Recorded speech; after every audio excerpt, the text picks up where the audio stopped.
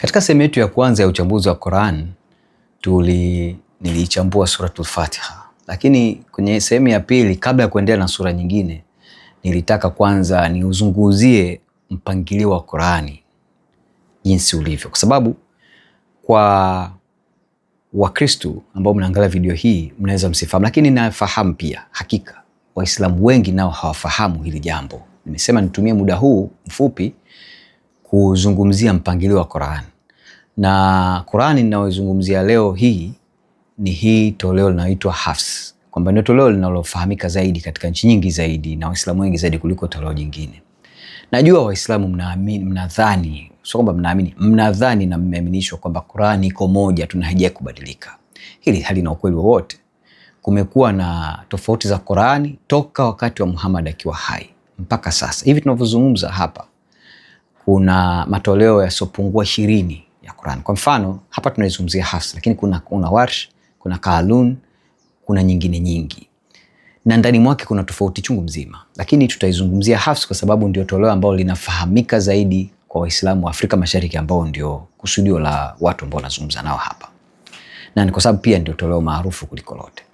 Sasa unapoiangalia Qur'ani Hafs, hii ina sura 114 kama nilivyosema kule mwanzoni katika video iliyopita. Na ndani mwake hizi sura 114 zina jumla ya aya 6236. Hapa bila kuhesabu ile bismillah, yani kuna sehemu kwa nyinyi ambao sio Waislamu, aya nyingi karibu zote kabla ya kuanza, sura nyingi kabla ya kuanza kusoma zile aya zake inaanziwa na ile bismillahirrahmanirrahim. Sasa tunavyosema aya 6236 ni bila ya kuhesabu hii bismillah. Lakini unapoenda katika mfano toleo la Warsh yenyewe ina sura 114 lakini ina aya 6214. Unaona tayari kunaanza tofauti hapo kabla hatujakwenda kule ndani. Na hatutakwenda leo huko ndani tofauti ya Hafs na Warsh kwa leo kwenye maandiko yake ndani. Lakini hapa unaanza kuona tofauti zipo. Sasa suala la kwa nini zimekuja aya 114 ni jambo ambalo tokea mwanzo lilikuwa ni jambo ambalo lilikuwa na mgogoro. Kwa mfano, tunapokwenda katika Sahih Bukhari hadithi namba 4999 tunakuta kwamba Muhammad alikuwa na masahaba wake 4 ambao alishauri kwamba watu wakajifunze Qur'ani kutoka kwao. Hawa kama ninavyosema walikuwa ni mahafidh. Mahafidh maana yake ni watu ambao wamehifadhi Qur'ani vizuri, na aliwaamini sana. Na alitaka Waislamu wakati yake akiwa hai kwamba watu wakajifunze kwao. Tunasoma Sahih Bukhari 4999. Imesimuliwa na Mashrik. Abdullah bin Amir alimtaja Abdullah bin Mas'ud na kusema, daima nitampenda mtu huyo, kwani nilimsikia nabii akimaanisha Muhammad akisema, jifunzeni Qur'an kutoka kwa hawa 4: Abdullah bin Mas'ud, Salim Maula bin Hudhaifa, Muadh bin Jabal na Ubay bin Ka'b. Anawataja hawa 4. Sasa hawa ndio watu ambao au masahaba ambao Muhammad alitaka watu wakajifunze Qur'an kwake. Hawa walikuwa wanazungumzia nini kuhusu Qur'an? Katika wale 4, 2, kwa mfano tukija kwa huyu Abdullah bin Mas'ud, yeye alikuwa anasema Qur'an iliyoteremshwa ilikuwa na aya 111. Na anasema sura ya kwanza ile suratul Fatiha pamoja na sura ya 113 na 114 hazikutakiwa kuwa katika kitabu cha Qur'an, kwa sababu kwa mujibu wake yeye hizi zilikuwa ni dua, hazikuwa Qur'an. Lakini katika wale masahaba 4 nilokutajia hapa katika Sahih Bukhari 4999, Ubay bin Ka'b yeye anasema Qur'an ilitakiwa na sura 116. Kwa hiyo tangu mwanzo tunaona suala la Qur'an kuwa na aya 114 ilikuwa tayari lina mushkil. Na anayesema haya, anayenukuu haya, anaandika haya ni mwanazuoni mkubwa anaitwa Al-Suyuti katika kitabu chake au maandiko lake linaitwa Al-Itqan fi Ulum al-Quran. Ananukuu hawa wote wawili mahafidh wa Muhammad, hawa wawili Abdullah bin Mas'ud na Ubay bin Ka'b wanachozungumza habari hiyo. Sasa imekujaje kuwa hizi aya 114? Baada ya Muhammad kufa, kumbuka Qur'an haikukusanywa, ilikuwa katika vifua vya watu, nyingine inasemekana ilikuwa imeandikwa katika mifupa vya wanyama, kwenye mawe, kwenye kata, kila pahala. Ilikuwa ni shaghala baghala kimsingi. Sasa mmoja wapo makhalifa, yule khalifa wa kwanza anaitwa Abubakar, yeye kumbuka huyo Abubakar ndo alikuwa ndio mkwe wa Muhammad. Abubakar alikuwa na binti anaitwa Aisha, ndio Muhammad alimuoa binti akiwa na miaka 6 na baadaye akaingia kwa na miaka 9. Huyu Abubakar ndio anamuagiza mmoja wapo masahaba anaitwa Zaid bin Thabit, baada ya ile vita maarufu inafahamika kama Yamama. Kwenye kufuatia vita vya Yamama, masahaba wengi walikufa ambao walikuwa wanasema kwamba wana Qur'an mioyoni mwao, wengine walikufa. Sasa ikawa kwamba kuna hofu kwamba Qur'ani itaendelea kupotea. So Abubakar akampa kazi Zaid bin Thabit kukusanya. Huyu Zaid bin Thabit ndio aliyokusanya. Hakuwa anayekusanya Qur'an, si wale mmojawapo ya wale mahafidhi wanne niliowataja pale mwanzo. Kwa kazi hii inafanya mtu ambaye kuna walakini. Yeye Zaid bin Thabit anafanya mojawapo jambo ambalo analifanya ni kwamba Qur'an amekusanya Zaid bin Thabit inakuwa katika lahaja ya Kikureshi, na baada ya kuikusanya hii haikuzingatia lahaja nyingine, kwa sababu tunapoenda kusoma katika Sahih Bukhari 1991 tunaona kwamba Qur'an hii ilishuka katika namna tofauti zisizopungua 7, wanaita ahruf. Tunasoma Sahih Bukhari namba 1991, inatoka kwenye kitabu cha 66 hadithi namba 13 kwa wale ambao utafuatilia kwa kupitia vitabu. Amesimulia Abdullah bin Abbas, Mtume Mwenyezi Mungu alisema, Jibril alinisomea Qur'an kwa namna moja, kisha nikamuomba aisome kwa namna nyingine. Nikaendelea kumuomba aisome kwa namna nyingine, naye akasoma kwa namna kadhaa hadi mwisho akaisoma kwa namna 7 tofauti. Kwa wanazuoni wa Kiislamu wanapozungumzia hizi namna hawazungumzi qiraat, wanazungumzia ahruf. Na kuna ubishani mkubwa mpaka leo baina ya wanazuoni wa Kiislamu wa zamani na mpaka wa sasa kuhusu tofauti baina ahruf na qiraat. Siku hapa kujadili hilo, lakini kimsingi ni kwamba huyu Zaid bin Thabit yeye anakusanya Qur'ani hii katika qiraat moja tu, yani lahaja ya Kikureishi.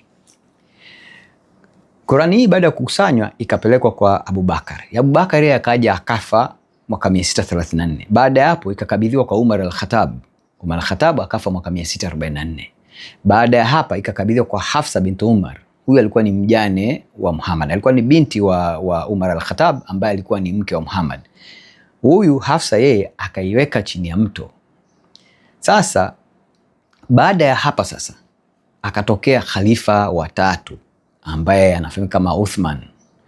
Uthman baada ya mambo mengi kutokea hapo ndio anatoa, kinachotokea ni kwamba Uthman kukaonekana kuna Qur'an nyingi zinasoma ambazo kuna tofauti kubwa. Kumbuka tunaposoma katika Sahih Bukhari 1991 tunaona Qur'an haikushushwa katika ahruf moja, zinashushwa katika ahruf 7.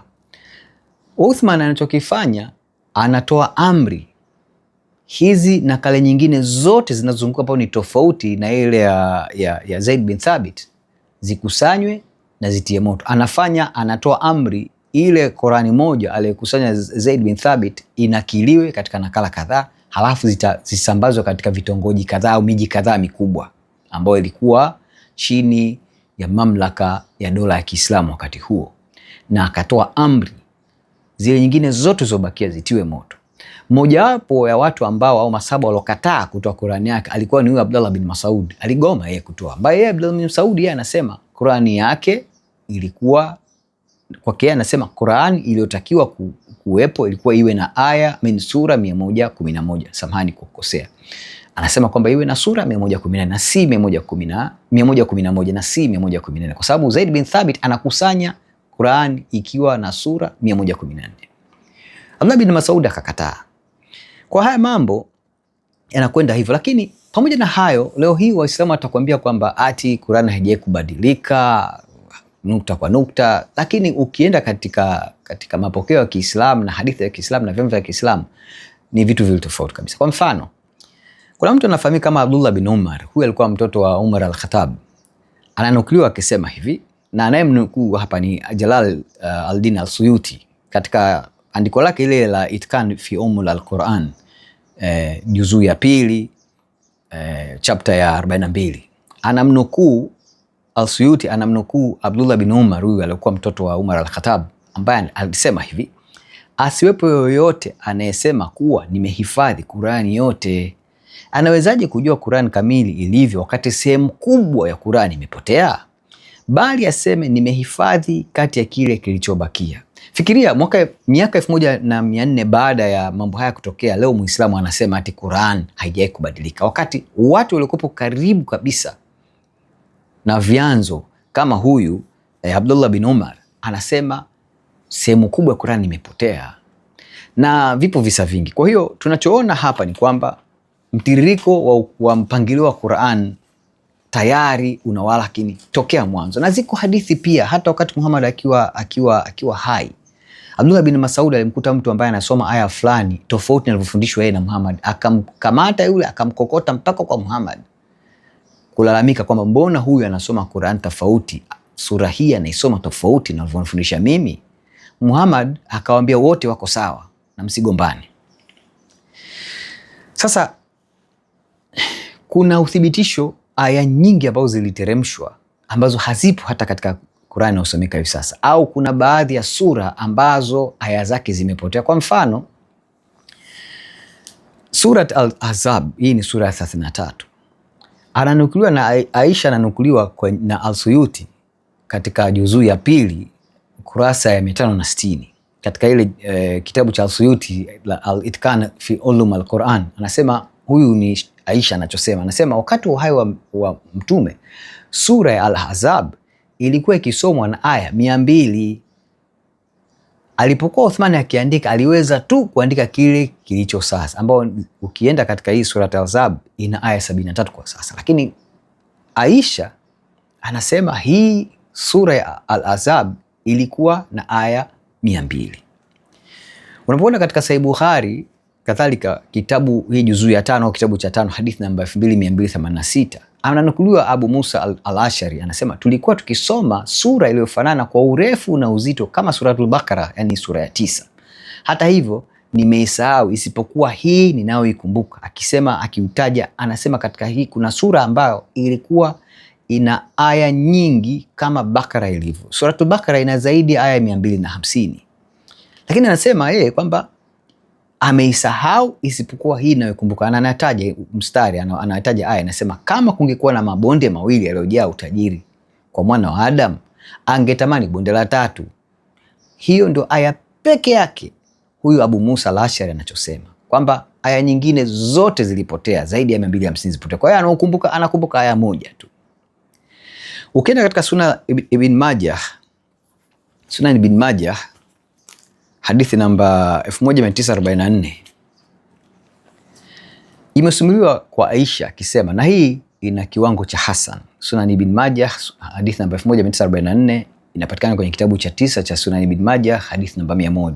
Imesimuliwa kuwa Aisha alisema aya za kuwapiga watu kwa mawe, akimaanisha kwamba wazinzi, na ya kumnyonyesha mtu mzima mara 10, akimaanisha kwamba kulishuka aya fulani ambayo Muislamu alitakiwa mwanaume ili asiweze kumuoa mwanamke fulani au katika mahusiano au asimtamani kimapenzi awe ni harimu wake, basi anatakiwa anyonye maziwa yule matiti yule mwanamke mara 10, anahesabika kuwa harimu kwa mujibu wa mapokeo ya Kiislamu. Kwa Aisha anasema aya ya kuwapiga watu kwa mawe na kumnyonyesha mtu mzima mara 10 iliteremshwa na karatasi yake ilikuwa kwangu chini ya mto wangu.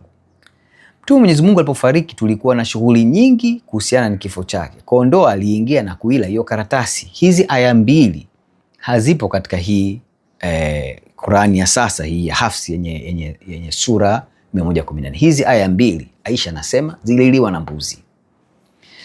Hii ni mojawapo ya mifano mingi sana. Kwa mfano unapokwenda katika hadithi kadhaa za Sahih Muslim hadithi namba 824A, B na C, unakuta kisa cha aya zinavyotofautiana baina ya watu wa Basra na watu wa mji mwingine kwamba wanaonekana hawa wanasoma tofauti hizo aya. Ni mifano mingi, iko mingi sana. Maana yangu nini hapa? Unapokwenda kwenye Qur'ani ya leo ya Hafs ambayo ina sura zile 114, hapa ni kuambia kwamba hii Qur'an haijakamilika. Lakini kuna jambo jingine zito kabisa. Unaposoma kwa mfano sura ya kwanza katika Qur'an hii, Suratul Fatiha, mpaka ile sura ya 114, mpangilio uliopangwa sio mpangilio wa jinsi ilivyoteremshwa. Kwa Waislamu wengi hili jambo nao pia hawafahamu, lakini nitawaambia leo. Kwa hiyo hata mkusanyaji wa Qur'ani wakati ule, kwa mujibu wa wanazuoni wa sasa, wanasema hapana mantiki inayoeleweka kwa nini hizi sura zimepangwa hivi. Kwa mfano, ukija katika Suratul Fatiha, aya zake sio aya za kwanza kuteremshwa. Japo ni sura ya kwanza kuteremshwa kikamilifu, lakini aya zake si za kwanza kuteremshwa. Na mpangilio huko kiholela sana. Kwa hiyo mtiririko wa Qur'ani hii inavyosomeka sasa haijafuata mtiririko wa uteremshwaji. Mbali na hiyo, hata unapoichukua sura moja ukaisoma, mtiririko wake, ni kuambia ukweli, ukisoma hakuna flow. Unaweza ukawa unasoma jambo fulani kuhusu sheria, ghafla anaingia Musa. Kabla hadithi ya Musa haijaisha, ghafla kaingia mtu mwingine.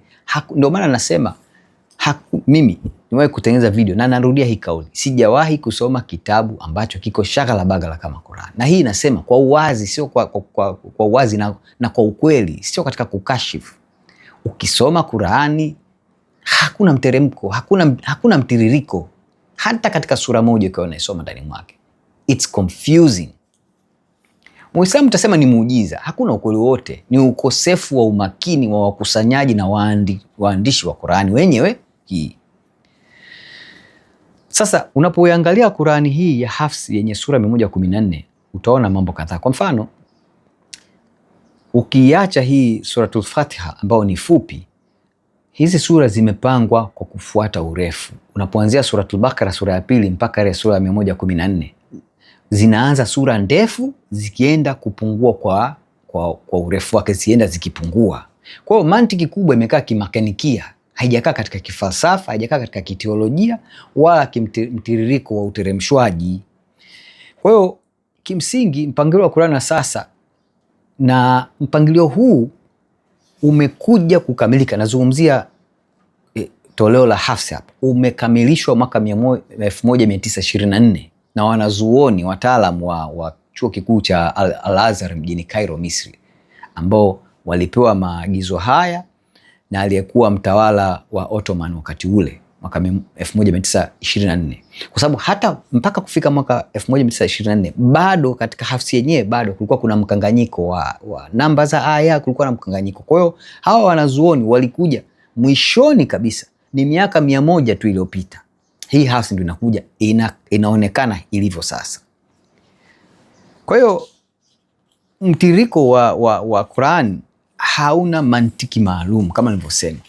Mbali ya kwamba kinachosemekana leo katika Hafs bado kilikuwa kina upinzani mkubwa tokea kule mwanzo.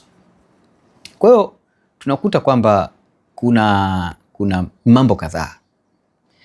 Kwanza kabisa, mpangilio huu wa hizi sura 114 kuanzia ya kwanza mpaka 114, mpangilio wake hauna mahusiano yote na jinsi zilivyoteremshwa, wala hauna mahusiano yote ya kiteolojia au mafunzo yaliyomo mle ndani.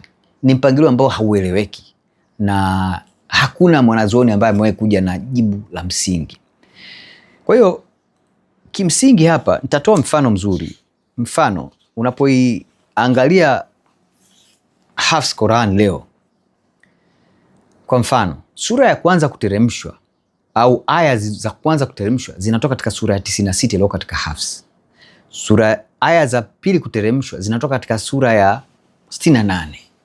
Lakini katika Hafs inapangwa katika sura ya 68. Lakini hizi aya katika sura ya 68 ndio zilikuwa za pili. Na mteremko huu unakwenda hivyo. Aya za tatu kuteremshwa ziko katika sura ya 73. Ya 4 ziko katika sura ya 74 ambazo zinaonekana katika Hafs. Unapoiona katika Suratul Fatiha yenyewe, hii ilikuwa ni ya 5 kuteremshwa, lakini ukienda katika Hafs sasa ni ya kwanza. Mtiririko huko shaghala baghala kwa kweli. Ukienda mtiririko wake unachanganya. Kwa mfano, ukienda katika Hafs leo, sura ya 101 ni sura ambayo ilikuwa ni ya 30 kuteremshwa. Ukienda katika Hafs leo, sura ya 40 ilikuwa ni sura ya 60. Ukienda katika mfano sura ya 16 ilishuka, ilikuwa ni sura ya 70, na iko hivyo hivyo. Mfano, kimsingi kwa wanazuoni Qurani imepangwa katika vipindi viwili. Katika vipindi hivi kuna zile sura ambazo ziliteremshwa wakati Muhammad akiwa Maka. Inasemekana ilikuwa ni kati ya mwaka 610 mpaka 600 kiasi kama na 22 hivi, naweza nikaa nakosa, lakini ilikuwa ni kipindi kama miaka 13. Baada ya hapo Muhammad akahama kutoka Maka akaenda Madina. Kuna sura nyingine ziliteremshwa wakati huo Muhammad akiwa Madina, na ndani mwake utaona tofauti kubwa. Kwa mfano, sura zinazoteremka Muhammad akiwa Maka ni sura ambazo zimekaa kishairi zaidi na ni fupi fupi, nyingi zao ni fupi fupi, lakini pia unakuta ndio kipindi ambacho Muhammad anazungumzia, yuko neutral kidogo, anajaribu kuwashawishi Wakristo na Wayahudi wajiunge. Lakini anapohamia Madina ni sura ambazo zimekaa kibabe. Mfano, sura inaonekana katika Hafs leo ya 9 ni sura ya 113, ni sura ambayo ni karibia ya mwisho kabisa, lakini ukienda katika Hafs ni sura ya 9. Unapoisoma sura ya 9 ya Qurani ya Hafs leo, unaona kabisa kuanzia pale ni mahusiano baina ya Wakristo, Waislamu na Wayahudi ni ya kiuadui. Muhammad anatangaza uadui baina ya Waislamu dhidi ya Wakristo na Wayahudi. Kwa hiyo mipango mingi ilivyokaa, kwa mfano utakuta katika sura 114, sura 28 katika zile 114 zilishuka Madina, nyingine zote zilishuka wakati akiwa Maka. Kwa mfano, sura ya 2, sura ya 8, sura ya 3, sura ya 33, sura ya 60, sura ya 4, sura ya 99, 57, 47, 13, 55, 76, 65, 98, 59, 24, 22, 63, 58, 49, 66, 64, 61, 62, 48, sura ya 5, sura ya 9, sura ya 110. Sura hizi zilishuka wakati Muhammad yuko Madina. Lakini angalia nambari zake. Katika Hafs sura ya 2 ilishuka Madina, ni kipindi cha mwishoni, lakini yenyewe imewekwa, Suratul Bakara imewekwa ya 2 katika Hafs. Kama nilivyokuambia, hakuna mpangilio maalum. Kwa hiyo kimsingi Quran ni kitabu shaghala baghala. Hata ndani ya sura yenyewe ukiichukua hizi baadhi ya sura, hakuna mtiririko, ni mkanganyiko tu.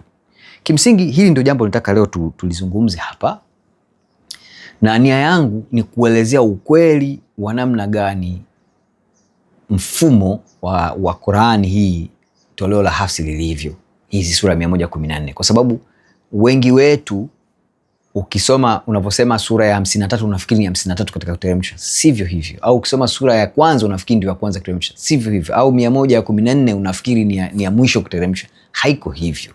Ni mfumo ambao uko shaghala baghala. Nachojaribu kusema hapa, huu ni uthibitisho hichi kitabu hakijatoka kwa Mungu. Hakika hili nalisema kwa wazi, wala siwezi kuificha. Hichi kitabu hakijatoka kwa Mungu. Hata wakusanyaji wake hawakuwa sehemu ambao Muhammad alisema kwamba watu wakajifunze kwao. Na kuna mambo mengi ukiingia katika historia unayakuta huko.